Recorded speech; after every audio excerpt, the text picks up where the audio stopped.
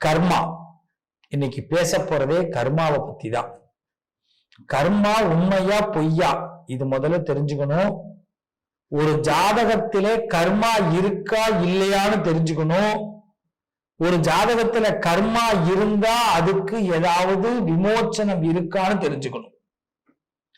கண்டிப்பாக எல்லா கர்மாக்களுக்கும் விமோச்சனம் உண்டு. முதல்ல கர்மானா என்னன்னு தெரிஞ்சுக்கணும். ஒண்ணு முன்னோர்கள் செய்த பாவம், இன்னொன்னு நாம செய்த பாவம், இன்னொன்னு ஜாதகத்துல இருக்கிற பாவம். இந்த பாவம் எல்லாம் ஒன்னா சேர்ந்து இந்த குபேரனுடைய பொற்காசு மூட்டை கிடைக்குதோ இல்லையோ, கர்மா மூட்டை எல்லார்கிட்டையும் இருக்கு. தயவு செய்து அந்த கர்மாவை அங்க அப்படியே கலட்டி வச்சிடணும். அந்த மூட்டையை தூக்கி எரிஞ்சிடணும். அதை எரிஞ்சாதான் நமக்கு ஒரு முடிவு, ஒரு நல்லது நடக்கும். இன்னைக்கு நிறைய பேருக்கு ஏன் வீடு கட்ட முடியல, ஏன் கல்யாணம் பண்ணிக்க முடியல, ஏன் குழந்தை நல்லா அமைய மாட்டேங்குது, பிள்ளைங்களால ஏன் சந்தோஷம் இல்லை, குழந்தையே ஏன் அமையல, ஏன் வேலை வாய்ப்புகள்ல கஷ்டம், ஏன் வெளிநாட்டுல ரொம்ப கஷ்டப்பட்டுக்கிட்டு இருக்கிறோம், ஏன் நமக்குன்னு ஒரு தனி தொழில் அமைய முடிய மாட்டேங்குது, ஏன் நம்ம இன்னொருத்தவங்க கட்டுப்பாட்டுக்குள்ளே இருக்கிறோம்.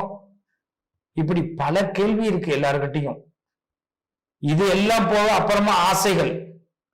நான் அதுக்குள்ளேயே வரல. ஆசைக்கு முன்னாடி இவ்வளவு இடைஞ்சல்கள், இடைஞ்சலை தாண்டி தானே ஆசை. இந்த இடைஞ்சல்லாம் இல்லாம இருக்கணும்னா என்ன பண்றது? ஏன் இடைஞ்சல் ஏற்படுது? கர்மாவால ஏற்படுது. கர்மா அதை அழித்தால் மட்டும்தான் நமக்கு இந்த இடைஞ்சல்கள் விலகும். இந்த கர்மாவெல்லாம் அழிக்காம நம்ம ஏதாவது பரிகாரம் செஞ்சுக்கிட்டு ஆசைப்பட்டுக்கிட்டே வாழ்ந்துகிட்டே இருந்தோம்னா வாழ்க்கையில நிம்மதியே இருக்காது. அப்ப கர்மானா எதுன்னு தெரிஞ்சுக்கணும். நம்ம ராசிக்கு என்ன கர்மான்னு தெரிஞ்சுக்கணும். நம்ம ராசிக்கு எந்த கோயிலுக்கு போகணும்னு தெரிஞ்சுக்கணும். நம்ம ராசிக்கு எந்த கடவுளை கும்பிட்டா கர்மா விலகுன்னு தெரிஞ்சுக்கணும். இதை ஒரு பொக்கிஷமா நம்ம பயன்படுத்தணும். இந்த வீடியோ பார்க்குற நீங்க அவசியம் நான் சொல்ற கோவில்களுக்கு சென்று வழிபாடு செய்யுங்க. கண்டிப்பா உங்க கர்மா விலகும். நிச்சயமா அந்த வழிபாட்டுக்கு பிறகு உங்க வாழ்க்கையில பெரிய விமோச்சனம் கிடைக்கும். எடுத்த உடனே கோயிலுக்கு போகணும்னு அவசியம் இல்லை. இந்த பதிவு கேட்ட பிறகு நம்பிக்கையோட சுவாமி ரூமுக்கு போயிட்டு ஒரு தீபத்தை ஏத்திட்டு, இறைவா இந்த பதிவு கேட்டிருக்கிற இந்த சுவாமியை நான் சீக்கிரம் வந்து பார்க்கணும், என் கர்மா விலகணும் அப்படின்னு முதல்ல பிரார்த்தனை பண்ணுங்க. அந்த சுவாமி உங்களை பார்க்கறதுக்கு அனுமதி சீட்டு கொடுப்பார். சில பேர் நினைச்சுக்கிறாங்க இந்த கோவிலுக்கு போன உடனேதான் கர்மா விலகும் அப்படின்னு. இல்ல, போகணும்னு நினைச்சாலே கர்மா விலகும். நம்பிக்கையோடு நடக்கணும். ஆனா பதிவை பார்த்துட்டு இது என்னது அப்படின்னு நினைச்சிடாதீங்க. இந்த கர்மாங்கிறது நம்ம வாழ்க்கைக்கு முக்கியமானது. நம்ம கனவுகளை தகர்க்கக்கூடியது கர்மா. இந்த தகர்க்கக்கூடிய கனவு, வாழ்க்கையே கனவு தானங்க. எல்லாத்தையும் தகர்த்துட்டு போறதுக்கு வாழ்றோம். ஜெயிக்க வேணாமா? இதை ஒவ்வொரு ராசிக்கும் நான் கொடுக்கிறேன். இதை ஒவ்வொரு ராசிக்காரர்களும் சரியாக பின்பற்றுங்க. நிச்சயமாக இந்த கர்ம வினை அகலும். கர்மாவை ஜெயிப்போம். நிறைய பேர் சொல்றாங்க கர்மானா பெரிய, அதெல்லாம் எதுவுமே இல்லை, யாரோ பண்ண பாவம், நம்ம ஜாதகத்தில் இருக்கிற பிரச்சனை, அதை தீக்கிறதுக்கு வழி இருக்கு. நம்புங்க, அதை தீக்கிறதுக்கு வழி இருக்கு. கர்மாவை நம்மளால ஜெயிக்க முடியும். நீங்க கண்டிப்பா கர்மாவை ஜெயிக்கிற நேரம் வந்துருச்சு. அதனாலதான் இந்த பதிவை பார்க்கிறோம்.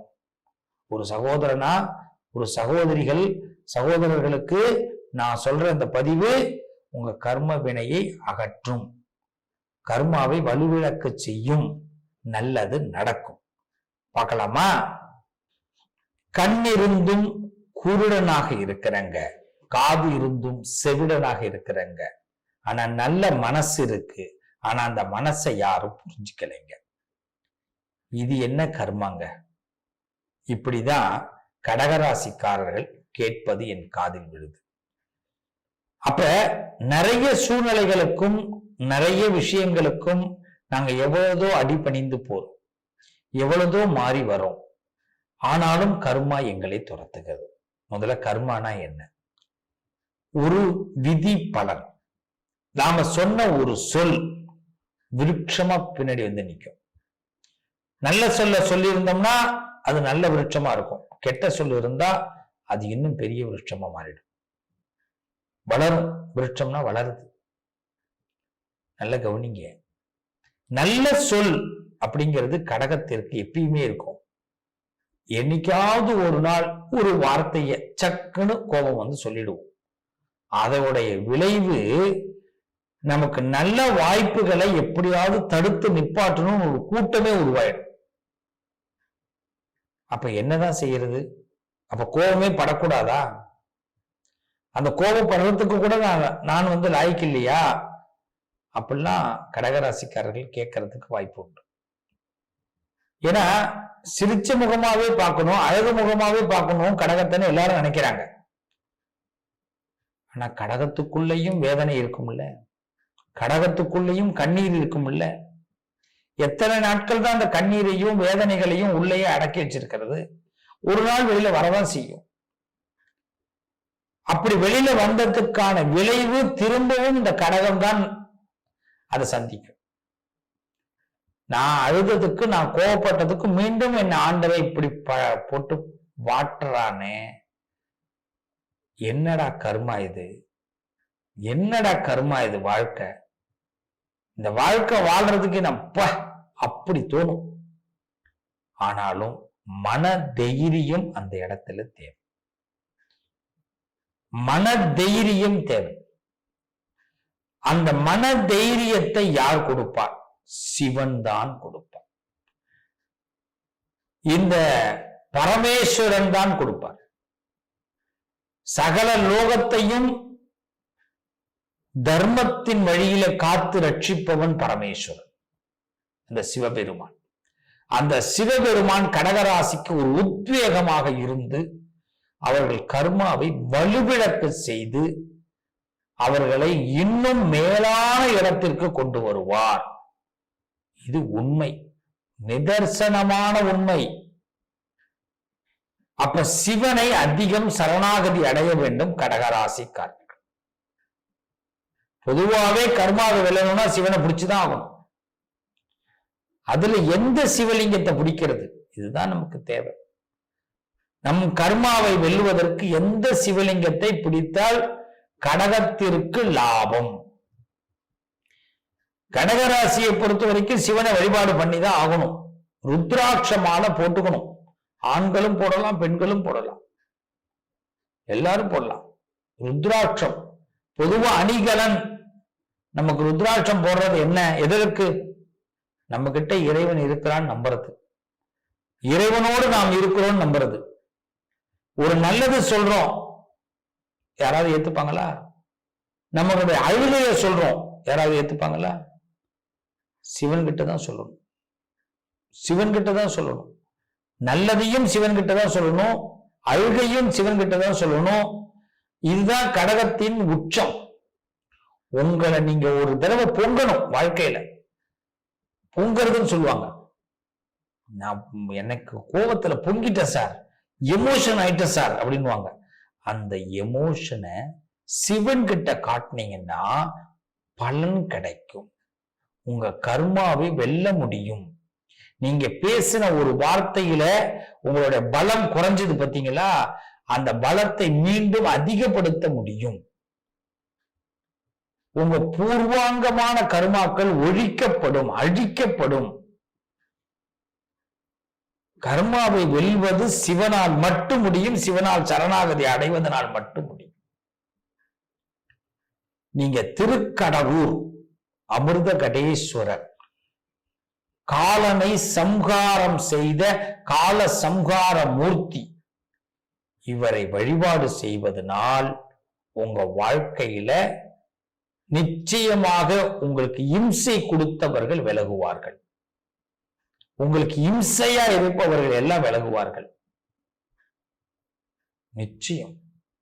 உங்களை யாராவது அழிக்கணும்னு நினைச்சா கூட அங்க அந்த பரமேஸ்வரன் இருந்து எப்படி காலனை அழித்தானோ அதே போல் உங்கள் எதிரிகளை அழிப்பான். உங்க கர்மாவை விளக்கக்கூடிய ஒரே இடம் திருக்கடவூர் அமிர்த கடேஸ்வரர், கால சம்ஹார மூர்த்தி. இந்த சுவாமியை நீங்க வழிபாடு பண்ணுனா உங்க கர்மா விளக்கப்படும். நல்ல கர்மா வளர்க்கப்படும், கெட்ட கர்மா விளக்கப்படும். உங்களுடைய பலன் அதிகமாகும். நீங்க நினைச்சதெல்லாம் அப்ப நடக்க ஆரம்பிக்கும். ஒரு சில கடுமையான சொல் நமக்கு பெரிய பாதகத்தை ஏற்படுத்துறது இல்ல, இனிமே அந்த கடுமையான சொல் நமக்கு வராது. சாந்தம், அந்த கோபம் அப்படியே கம்மியாகும்.